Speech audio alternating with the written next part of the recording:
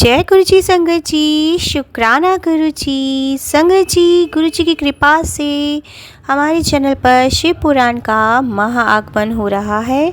तो संगत जी, सुबह डेली 8 बजे आप लोगों को शिव पुराण की कथा मिलेगी। तो संगत जी, अगर आप अपने घर में शिव पुराण का पाठ नहीं कर सकते तो आप चैनल पे अपलोड किए गए पाठ को अपने घर पर भी चला के छोड़ सकते हैं संगत जी, क्योंकि गुरु जी ने अपने वचनों में कहा है कि हमें नित्य रोज़ एक शिव पुराण का पाठ ज़रूर करना चाहिए और सुनना चाहिए, जिससे गुरु जी की कृपा, गुरु जी की ब्लेसिंग्स हमें मिलती रहती हैं और हमारे घर की, हमारे परिवार की नेगेटिविटी और घर में सुख शांति और समृद्धि भी आती है। तो संगत जी, रोज़ आप लोग अपने घर में शिव महापुराण का पाठ ज़रूर चलाएं और सुनें। तो चलिए संगत जी, अब हम पाठ शुरू करते हैं।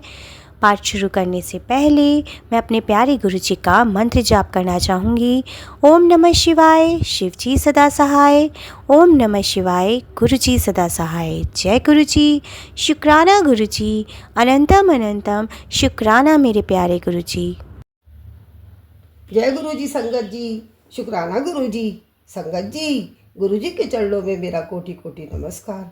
हाँ तो संगत जी, अब मैं गुरु जी के मंत्र जाप को करके शिव महापुराण की कथा को आरंभ करती हूँ। आप सब भी गुरु मंत्र का जाप करें। ओम नमः शिवाय, शिव जी सदा सहाय। ओम नमः शिवाय, गुरु जी सदा सहाय। ओम नमः शिवाय, शिव जी सदा सहाय।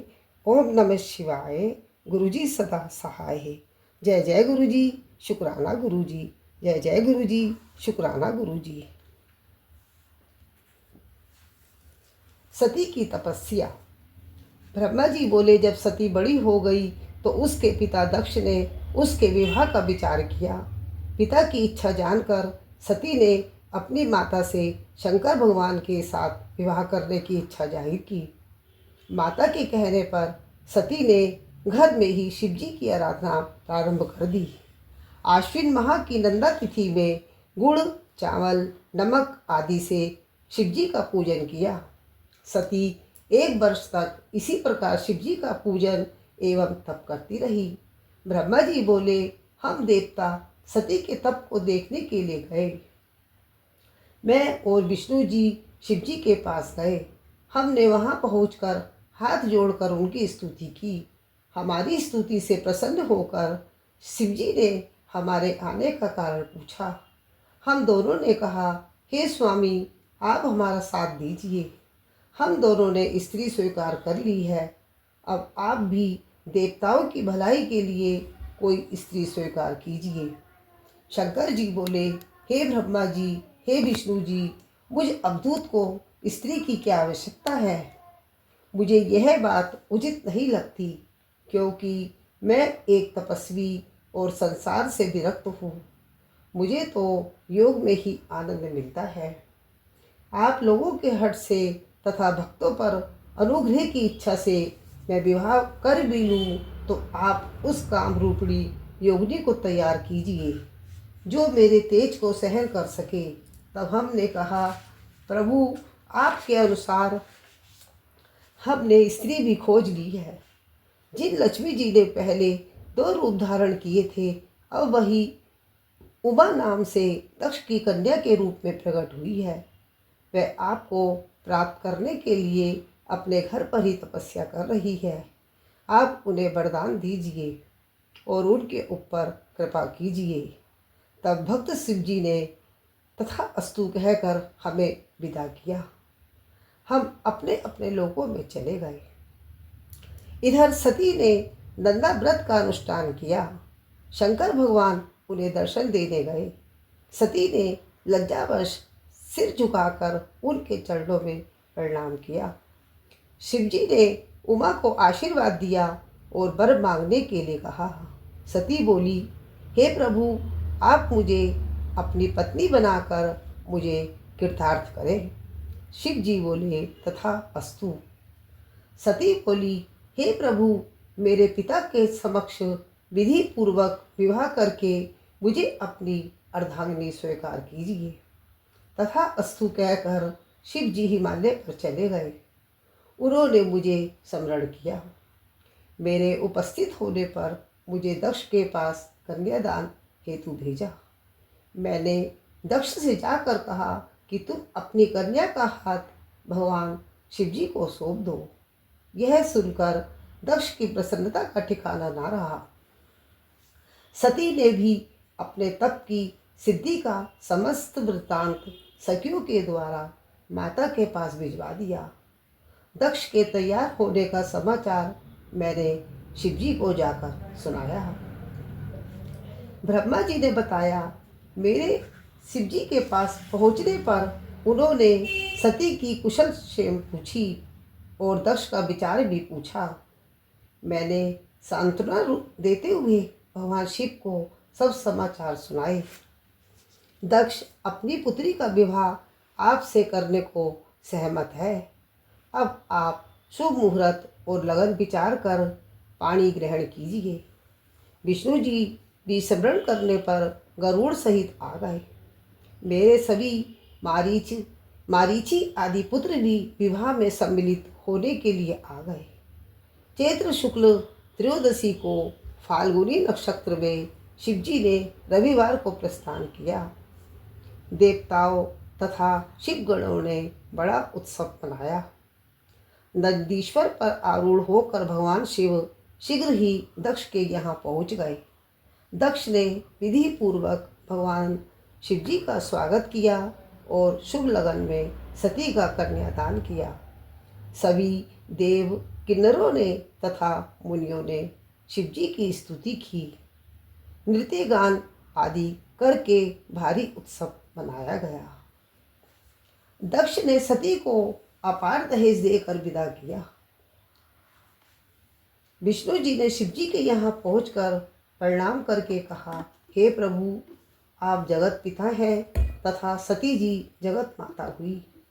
आप इनके साथ जगत का कल्याण कीजिए। ब्रह्मा जी ने बताया, शिव जी और सती ने मेरी आज्ञा से अग्नि की प्रदक्षिणा की। नृत्यादि का उत्सव हुआ।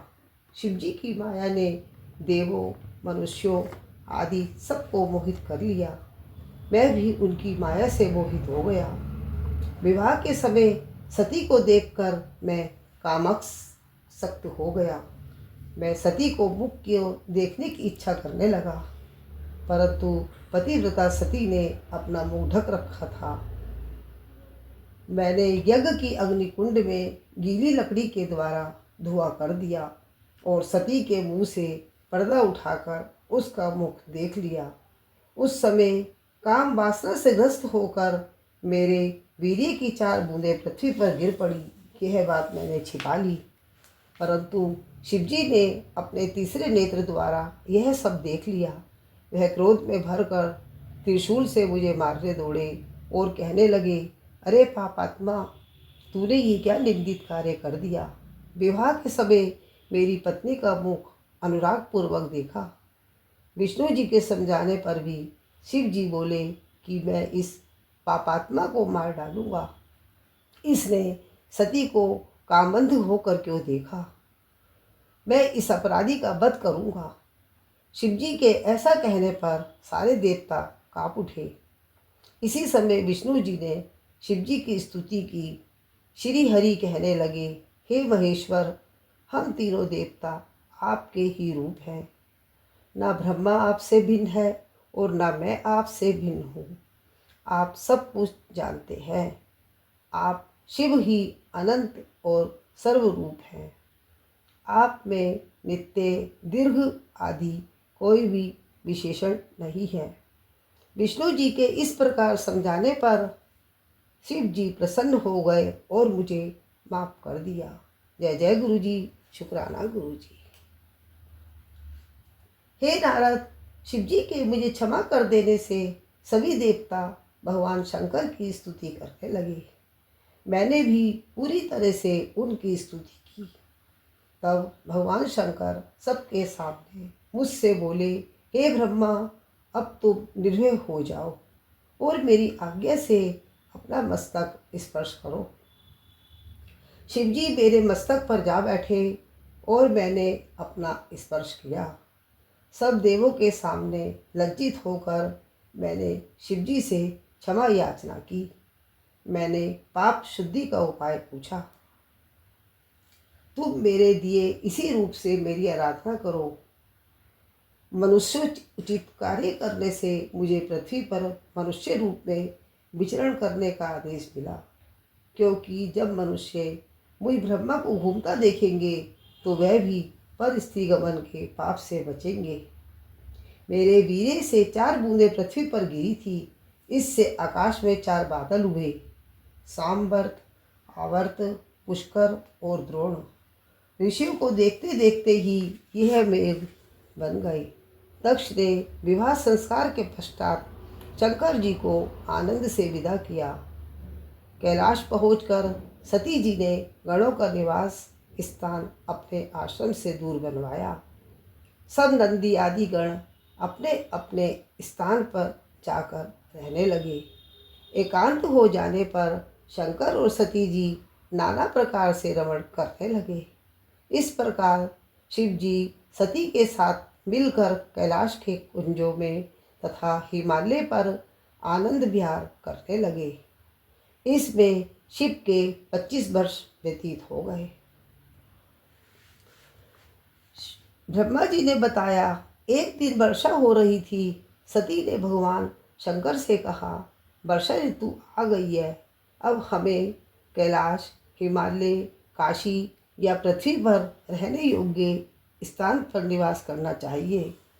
इस पर तत्वों के ज्ञाता भगवान शंकर ने कहा, मैं तुम्हारे साथ जहाँ भी रहूँगा वहाँ मेघ नहीं आ सकते। वर्षा काल में भी मेघ हिमालय के नितंब पर ही घूमते रहेंगे, इससे आगे वह भी नहीं जाएंगे। यह समझकर हम तुम्हें जिस पर्वत पर निवास करना हो वह मुझे बताइए। मेरी दृष्टि में गिरिराज हिमालय सर्वोत्तम स्थान है, क्योंकि यह शांत स्थान है।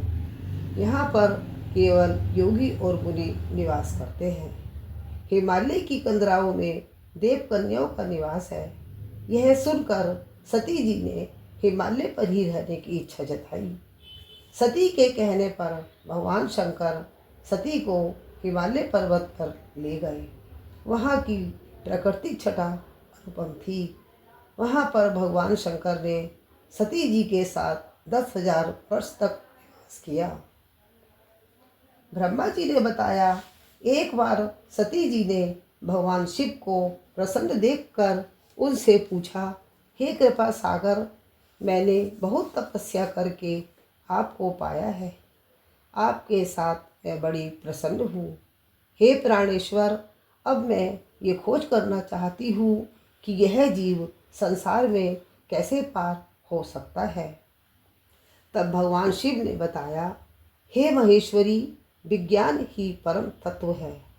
ब्रह्म का स्मरण करना ही परे से परे है। भक्ति विज्ञान की माता है। भक्ति का विरोधी कभी भी विज्ञान को नहीं पा सकता। मैं भी उसी भक्ति के अधीन हूँ। भक्ति सगुण और निर्गुण 2 प्रकार की होती है। पंडितों ने इनके भी अनेकों भेद बताए हैं। सब युगों में भक्ति की विशेषता सुनना, कीर्तन, स्मरण, सेवन, दास्यु, अर्चना, वंदना, संकेता और आत्मसमर्पण रहा है। परंतु कलयुग में भक्ति विशेष फलदायक है।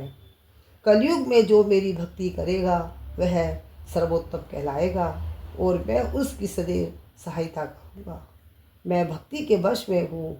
साथ ही शिवजी ने भक्तों का महात्म्य कथा, इतिहास और वर्णा आश्रम, धर्म आदि वेदों, शास्त्रों और ज्योतिष शास्त्र तथा अन्य शास्त्रों को कहा। इस प्रकार कथा प्रसंग बताते हुए उन्हें हिमालय के दूसरे स्थानों में विहार किया। सती की शंका। एक बार भगवान शंकर सती जी के साथ नंदीश्वर पर बैठकर डंडा रख वन में गए। वहाँ पर उन्होंने सती जी को वह स्थान दिखाया जहाँ से रावण भगवती सीता जी को हरण करके ले गया था। वहीं पर राम और लक्ष्मण जी वहाँ की लताओं और वृक्षों से भगवती सीता जी का पता पूछ रहे थे। भगवान शंकर ने श्री राम की जय कहकर प्रणाम किया और भगवान शिव ने उन्हें अपने दर्शन दिए। इस पर भगवान शिव जी की माया से मोहित होकर सती जी ने पूछा, हे प्राणेश्वर, आप सर्वोच्च हैं एवं सभी देवताओं के प्राणेश्वर हैं, फिर आपने मनुष्यों की तरह वन में विचरते हुए श्याम वर्ण और गौर वर्ण वालों को प्रणाम क्यों किया कि दोनों मनुष्य कौन हैं? मेरी शंका का समाधान करने की कृपा करें। इस पर भगवान शंकर ने सती जी को बताया, हे देवी, इन्हें मैंने वरदान के प्रभाव से प्रणाम किया है। यह सूर्य वंश में उत्पन्न दशरथ के पुत्र राम और लक्ष्मण हैं। श्याम वर्ण वाले राम हैं जो विष्णु जी के अवतार हैं और गौर वर्ण वाले लक्ष्मण हैं जो शेषावतार हैं। ये पृथ्वी पर साधु जनों की रक्षा तथा कल्याण के लिए अवतरित हुए हैं। इतना बताकर भगवान शिव जी चुप हो गए, परंतु सती जी को संदेह अभी दूर नहीं हुआ था। सती के शंकालु चित्त को देखकर भगवान शिव जी बोले, हे देवी, यदि तुम्हारे मन में कोई शंका है तो मैं यहाँ पर वृक्ष के नीचे बैठ जाता हूँ।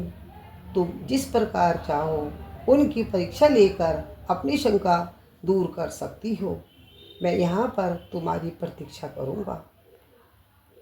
सती जी ने मन में विचार किया कि इनकी परीक्षा किस प्रकार ली जाए। उन्होंने सोचा, मैं सीता जी का रूप धारण कर राम जी के पास जाऊं। यदि राम वास्तविक रूप में विष्णु के अवतार होंगे तो मुझे पहचान लेंगे, अन्यथा नहीं।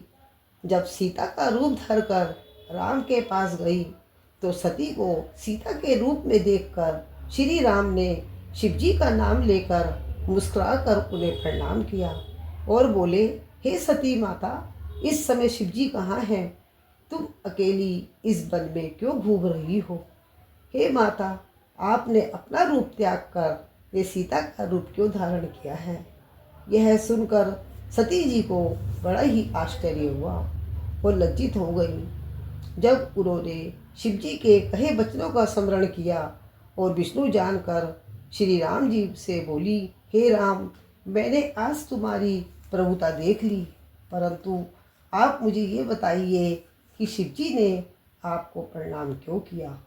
मेरे इस संदेह को दूर कीजिए।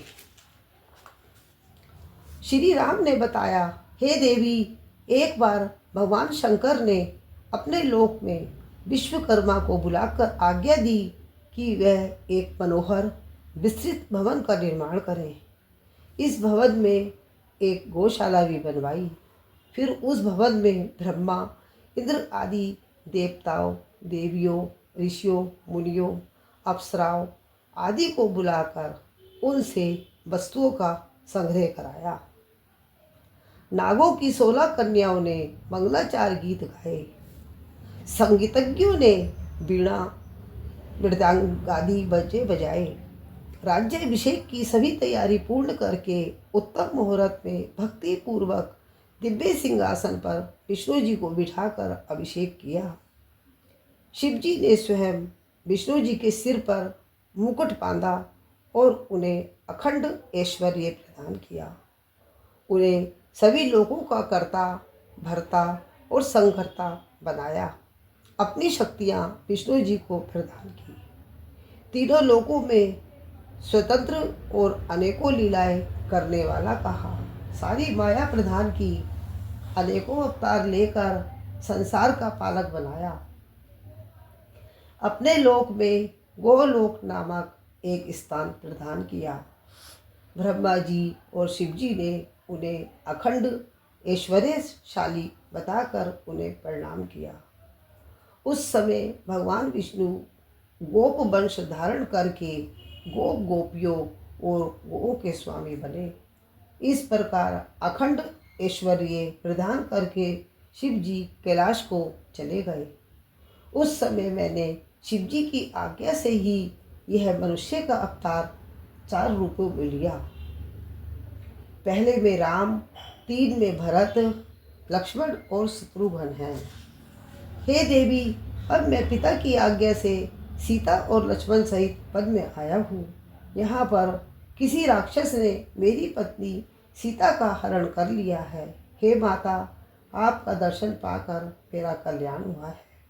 इस प्रकार श्री राम सती को प्रणाम करके वन में विचरण करने लगे। सती जी ने श्री राम को शिव भक्त जानकर उनकी प्रशंसा करने लगी।